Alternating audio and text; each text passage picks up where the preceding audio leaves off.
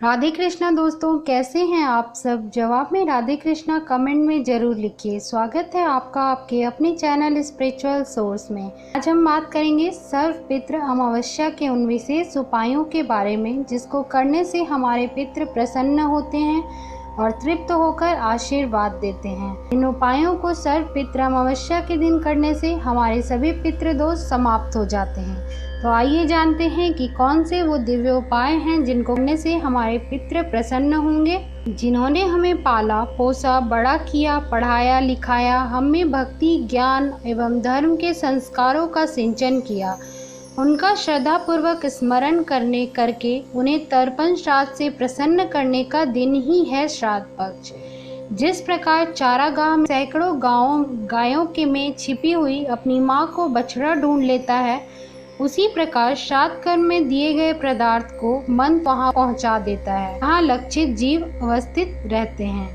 पितरों के नाम, गोत्र और मंत्र श्राद्ध में दिए गए अन्न को उसके पास ले जाते हैं, चाहे वे सैकड़ों योनि में ही क्यों न गए हों। के अनादि से उनकी तृप्ति होती है। परमेष्ठी ब्रह्मा ने इसी प्रकार के श्राद्ध की मर्यादा स्थिर की है। अमावस्या को पितृ भूमि पर आते हैं, उसी दिन अवश्य श्राद्ध करना चाहिए। उस दिन श्राद्ध अगर नहीं करते हैं तो पितृ नाराज होकर चले जाए। इसलिए सर्व पितृ अमावस्या पर करें कुछ विशेष उपाय जिसको करने से आपके सभी पितृ दोष समाप्त हो जाएंगे और हमारे पितर हम पर प्रसन्न होकर आशीर्वाद देंगे, जिससे हमारे कुल और वंश की वृद्धि होगी। आइए जानते हैं। श्राद्ध पक्ष की अमावस्या को सर्व पितृ मोक्ष अमावस्या कहा जाता है। मान्यता है कि इस दिन सभी ज्ञात अज्ञात पितरों का श्राद्ध करने से उन्हें मोक्ष की प्राप्ति होती है। इस शास्त्र के अनुसार श्राद्ध पक्ष की अमावस्या पर कुछ विशेष उपाय करने से पितृ प्रसन्न होते हैं और पितृ दोष भी कम होता है। इसलिए इस दिन ये उपाय किए जा सकते हैं। पहला उपाय है, पीपल में पितरों का वास माना गया है। सर्व पितृ मोक्ष अमावस्या पर पीपल के पेड़ पर जल चढ़ाएं और गाय के शुद्ध घी का दीपक जलाएं। इससे पितृ प्रसन्न होते हैं। सर्व पितृ मोक्ष अमावस्या पर किसी ब्राह्मण को भोजन के लिए घर बुलाएं या भोजन सामग्री जिसमें आटा, फल, गुड़ आदि हो वो दान करें। सर्वपितृ मोक्ष अमावस्या पर किसी पवित्र नदी में काले तिल डालकर तर्पण करें, इससे भी पितृगण प्रसन्न होते हैं। सर्वपितृ मोक्ष अमावस्या पर अपने पितरों को याद करके गाय को हरा चारा खिला दें, इससे भी पितृ प्रसन्न और तृप्त हो जाते हैं। अमावस्या पर चावल के आटे से 5 पिंड बनाएं और इसे लाल कपड़े में लपेटकर नदी में प्रवाहित कर दें। अमावस्या पर गाय के गोबर से बने कंडे पर जलाकर उस पर घी गुड़ की धूप दें और पितृ देवताभ्यो अर्पण मस्तु बोले। इस मंत्र का जप करें। जब भी आप कोई चीज़ अर्पण करें, इस मंत्र का जप करें, पितृ देवताभ्यो अर्पण मस्तु। इस अमावस्या पर कच्चा दूध, जौ, तिल व चावल मिलाकर नदी में प्रवाहित करें। ये उपाय सूर्योदय के समय करें तो बहुत अच्छा रहेगा। पितृपक्ष का आखिरी दिन पितृ अमावस्या होता है। इस दिन कुल के सभी पितरों का श्राद्ध किया जा सकता है। फिर चाहे उनकी मृत्यु तिथि का पता ना हो फिर भी सकते हैं, तब भी आप पितृ अमावस्या पर उनका तर्पण कर सकते हैं। पितृपक्ष की अमावस्या को सूर्यास्त से पहले ये उपाय करना है। ये एक अचूक उपाय है, इसको करने से समाप्त हो जाता है पितृदोष। तो इस उपाय को चलिए मैं बताती हूँ।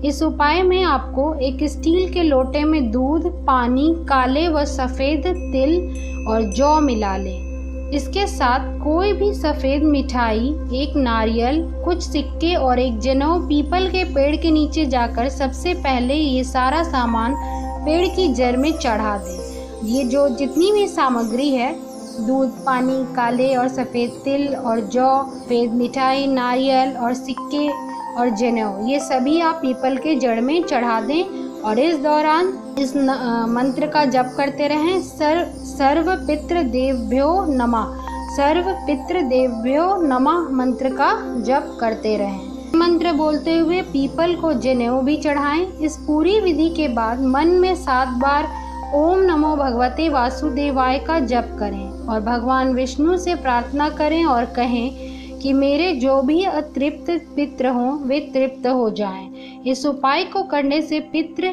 तृप्त हो जाते हैं और पितृ दोष का प्रभाव खत्म होता है और उनका आशीर्वाद मिलने लगता है।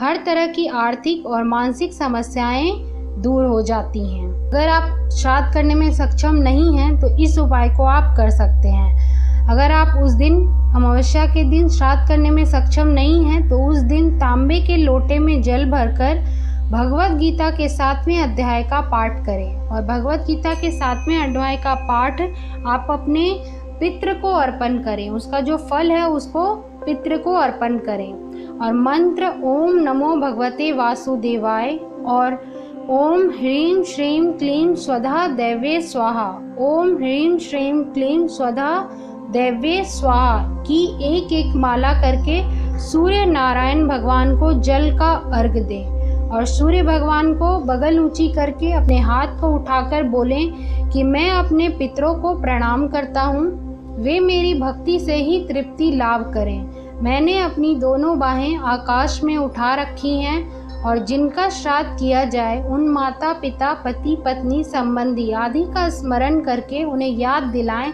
कि आप अब देह नहीं हो, आपकी देह तो समाप्त हो चुकी है किंतु आप विद्यमान हो। अगर आप आत्मा हो, शाश्वत हो, चैतन्य हो, अपने शाश्वत स्वरूप को निहार कर हे पितरात्माओं आप भी परमात्मा हो जाओ। हे पितरात्माओं, हे पुण्यात्माओं, अपने परमात्मा स्वरूप का ध्यान करके स्मरण करके जन्म मृत्यु के चक्र से सदा सदा के लिए मुक्त हो जाओ। हे पितरात्माओं को हमारा प्रणाम है। हम भी नश्वर देह के मोह से सावधान होकर अपने शाश्वत परमात्मा स्वरूप में जल्दी जागे।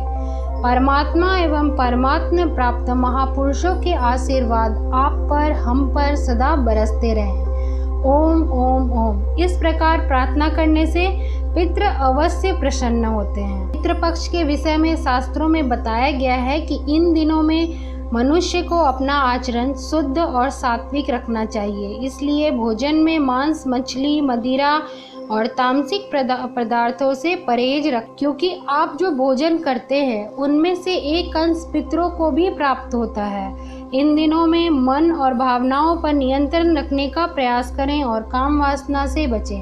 पक्ष में गाय को गुड़ के साथ रोटी जरूर खिलाएं और कुत्ते, बिल्ली और कौवे को भी आहार प्रदान करें। इससे पितरों का आशीर्वाद आप पर बना रहेगा। ज्योतिष शास्त्र में बताया गया है कि जिनके पितर नाराज हो जाते हैं उनकी ग्रह दशा अच्छी भी हो तब भी उनके जीवन में हर पल परेशानी बनी रहती है। श्राद्ध पक्ष में संयम नियम का पालन अवश्य करें, नहीं तो पितर देते हैं श्राप। इसलिए मैंने अपने एक वीडियो में संयम और नियम का पालन करना, उसके नियम क्या क्या हैं, किन नियमों का पालन करना चाहिए, वो भी एक वीडियो अपने चैनल पर दिया है, तो आप उसे भी जाकर देख सकते हैं। तो आशा करती हूँ कि आप सभी को ये जानकारी पसंद आई होगी। अगर वीडियो पसंद आई हो तो लाइक अवश्य कीजिए और अगर आप अभी तक हमारे चैनल के साथ नहीं जुड़े हैं तो अब जुड़कर हमारे स्पिरिचुअल सोर्स फैमिली का हिस्सा बनिए। हम अपने चैनल पर रोचक जानकारियाँ आपके लिए लाते रहते हैं। आज के वीडियो में इतना ही। मिलते हैं अगले वीडियो में एक नई जानकारी, एक रोचक जानकारी के साथ।